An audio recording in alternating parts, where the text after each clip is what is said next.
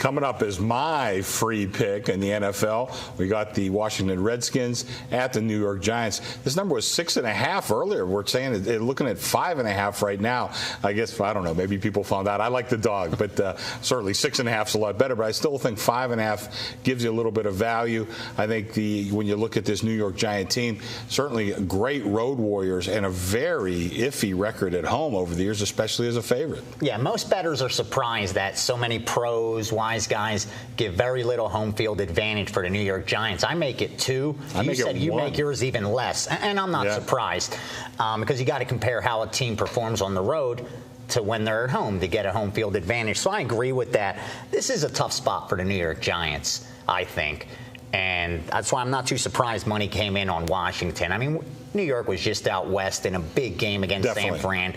I was a little surprised that this line didn't go the other way, though, meaning money not coming in on New York from the betting public, but it's early in the week, and we know they don't bet till Sunday. Well, I was going to say, if you see a move like this early in the week, it has to be smart money. Chuck Edo, your thoughts? Yeah, I agree. And, the Giants over the years, after a big win, and I think we all agree that was a big win in San Francisco. They've over the years with Coughlin, they've always had a little bit of a letdown. They've been a little flat in certain situations, and that's usually, like you said, at home when they haven't played that well. A lot of times, a good time to get them. Redskins, meanwhile, their offense, they're number 1 right now, NFL yards per play. The Redskins are, and they really seem to be improving every week. A good offensive performance against what was a pretty good Minnesota defense going into that game last week. I was really impressed with what they were able to do on offense. That advanced stat with rookie quarterback is impressive any way you look at it. Well, I'm looking right now. RG3, his quarterback rating is over 100.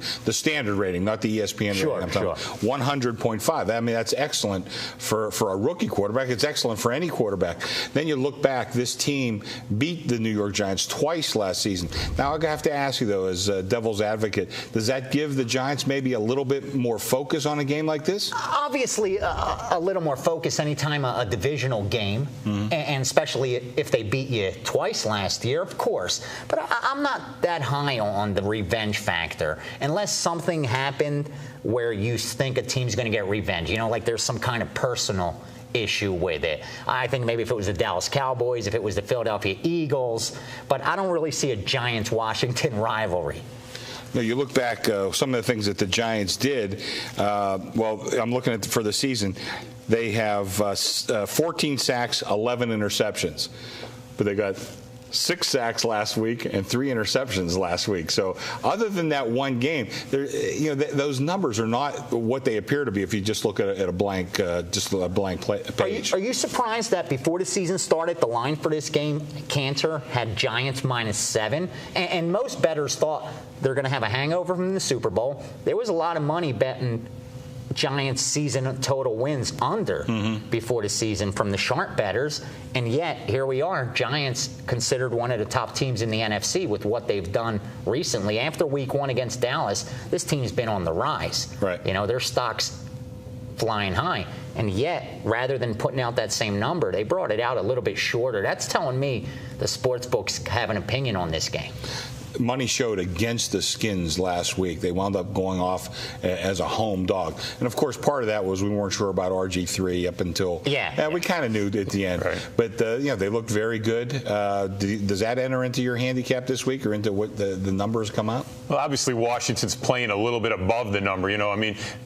I think that line closed Minnesota 2.5. I mean, we were talking a lot of, and it was sharp money too, that was coming in on Minnesota there. And obviously, no repercussions from the concussion that he had, and played well. The Giants, was worried about that Giants game against San Fran. They came in and they're still right now 29th yards per play on defense. Somehow they were able to put a good defensive plan together. But remember, this is a real good Washington offense going up. And we know Giants can score too. They're one of the top offensive teams, but the Giants' defense can be exploited, and that's why it makes a nice dog here attractive.